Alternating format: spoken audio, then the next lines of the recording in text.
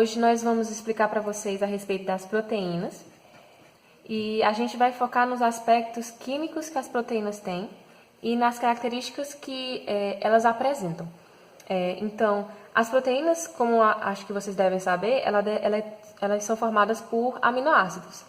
É como se você imaginasse um macroglóbulo e ele é formado por vários outros glóbulozinhos em que esses glóbulos menores são os aminoácidos.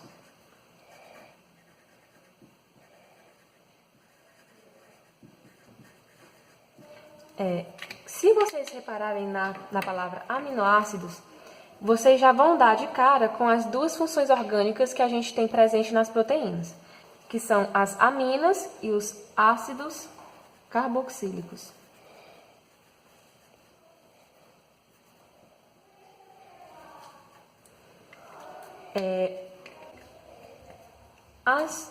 Os aminoácidos, as aminas, no caso, um dos compostos que formam as proteínas, elas são representadas estruturalmente pelo NH2. E os ácidos carboxílicos são representados pela presença da carboxila e da hidroxila juntos, que no caso formam o ácido carboxílico. As proteínas formadas por esses aminoácidos, elas têm uma estrutura básica. E qual seria essa estrutura básica? Basicamente, as proteínas elas são formadas pelos ácidos carboxílicos e pelas aminas. E aí você vai ter a presença de um radical e de um hidrogênio.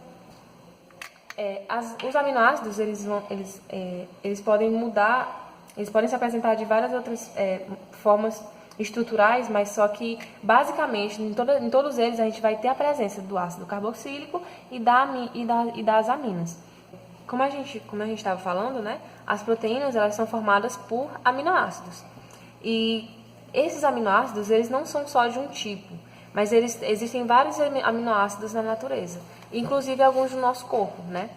Mas os aminoácidos, nesse caso, eles vão ter formas estruturais diferentes, porém vão ter essa estrutura básica que eu estava mostrando para vocês aqui, que é com os ácidos carboxílicos, as aminas e o carbono central, que é o carbono alfa, mais o hidrogênio e o radical.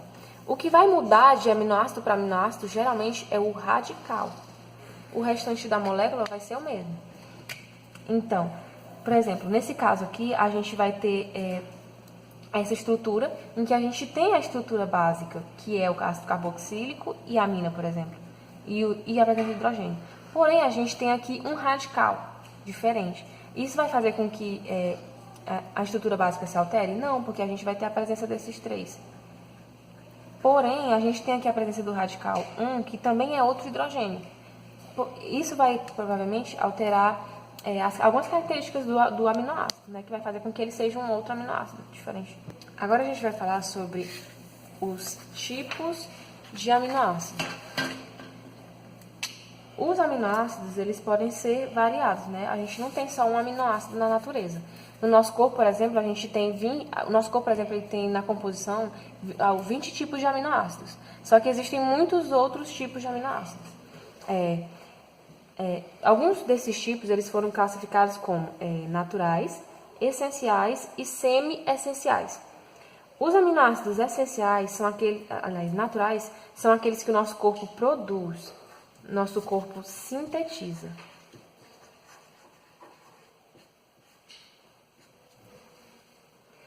Como o nosso corpo produz, eles são naturalmente presentes no nosso corpo, né? Já os essenciais, eles não estão presentes no nosso corpo naturalmente. Por isso, eles devem ser adquiridos. Como é que eles são adquiridos? Eles são adquiridos através da alimentação.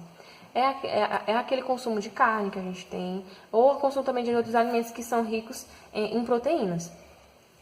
Já existem algumas controvérsias, né, a respeito dos tipos de aminoácidos porque tem alguns aminoácidos que eles podem ser tanto produzidos pelo corpo como adquiridos com a alimentação. E aí eles receberam a classificação de semi-essenciais. Como seriam esses semi-essenciais? Por exemplo, a gente tem aqui dois aminoácidos, que é a histidina e a arginina. A histidina, por exemplo, ela é um aminoácido que ela é produzido quando nós somos crianças, né? Mas, durante o período da infância, ela é considerada como um aminoácido natural. Porém, durante o período adulto, ela já vai ser, o nosso corpo para de produzir a histidina e a gente vai ter que adquirir ela através da alimentação. Por quê? Porque os aminoácidos semi-essenciais, eles geralmente são produzidos pelo nosso corpo, mas em poucas quantidades ou por certo tempo. Então, a gente vai, por um período de tempo, a gente vai, por exemplo, a histidina produzir e outra a gente vai ter que consumir. Como eu estava falando para vocês no início, as proteínas elas são formadas por aglomerados de aminoácidos, né? Como, por exemplo, está demonstrado aqui. A gente tem uma proteína, que é essa macromolécula, e as micromoléculas que estão dentro delas são os aminoácidos. Esses aminoácidos, eles só ficam aglomerados por causa das ligações peptídicas. É elas que mantêm unidos esses aminoácidos que formam as proteínas que a gente tem presente no nosso corpo, na nossa pele, na forma dos nossos cabelos e tal. Por exemplo, a gente tem aqui dois aminoácidos, o aminoácido A e o aminoácido B. Essas ligações peptídicas é que vão unir, por exemplo, esses dois aminoácidos. Aqui, por exemplo, é como se fossem duas moléculazinhas dessas daqui, e elas vão querer se unir para formar a proteína. Então, quando elas vão se unir, geralmente a gente tem uma ligação peptídica entre esses compostos aqui. Vocês vão perceber aqui que a gente tem os mesmos aminoácidos, né? Só que eu vou separar aqui para ficar mais fácil em um aminoácido A e um aminoácido B. A gente tem aqui a presença do nosso ácido carboxílico, né? E a presença da nossa amina aqui. Esse NH2 aqui, ele é o mesmo NH2 que a gente tem aqui, só que ele está na fórmula, só que eu deixei ele um pouquinho mais aberto. Então, quando a gente vai ter a ligação peptídica, por exemplo, eu tenho uma ligação peptídica aqui, em que eu vou ter a união desses dois aminoácidos para a formação da nossa proteína.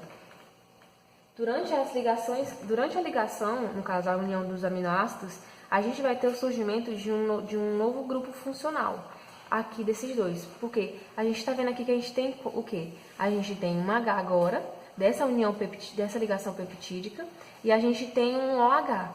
O que a gente sabe que forma quando a gente tem dois átomos de hidrogênio e um átomo de oxigênio? A água, né? Da união desses dois aminoácidos, a gente vai ter então a síntese de água. A síntese, que é a produção, né? Então, qual foi o processo que ocorreu aqui da união desses dois aminoácidos? A gente teve uma desidratação, porque houve uma perca, na verdade, uma perca de água por parte dos aminoácidos, mas uma síntese deles dois para liberação. Eu já deixei aqui escrita para vocês essa molécula já montada, a molécula montada sem a presença do H2O, que a gente tirou antes, né? Então, como é que nossa proteína ficou? Ela ficou assim. A gente teve aqui a formação da amida, aliás. Essa aqui é a amida, que no caso é a junção do ácido carboxílico mais a amina, que a gente acabou tendo a hidratação aqui. Eu já deixei montada para vocês aqui, nesse caso, como foi que ficou a nossa proteína depois que a gente teve a perca de água, né? A gente teve a ligação peptídica e aí perdeu-se o H2O, duas moléculas de hidrogênio e uma de oxigênio, e aí a gente teve a formação da amida. A ligação peptídica, ela é caracterizada muito pela presença dessa forma aqui estrutural, que é o C dupla O com o NH, que no caso a gente teve aquela perca de cima. E aí, quando vocês veem isso aqui representa a nossa ligação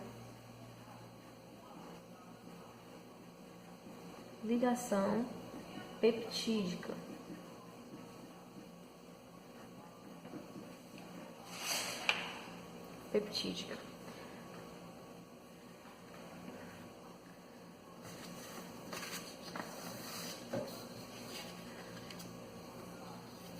Agora a gente vai falar sobre as ligações nas estruturas proteicas. Dependendo da forma espacial do arranjo molecular, a gente vai ter uma função proteica diferente. Então, quando a gente tem, por exemplo, essa forma aqui de arranjo, que é a forma linear, a gente vai ter uma proteína primária. Essa proteína primária, ela geralmente se apresenta assim, mais retinha. É a forma espacial dela de se apresentar.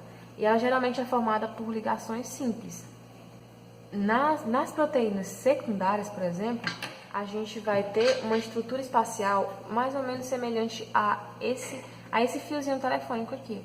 A gente, na estrutura proteica primária, a gente tem essa estrutura, uma estrutura um pouco mais reta e linear.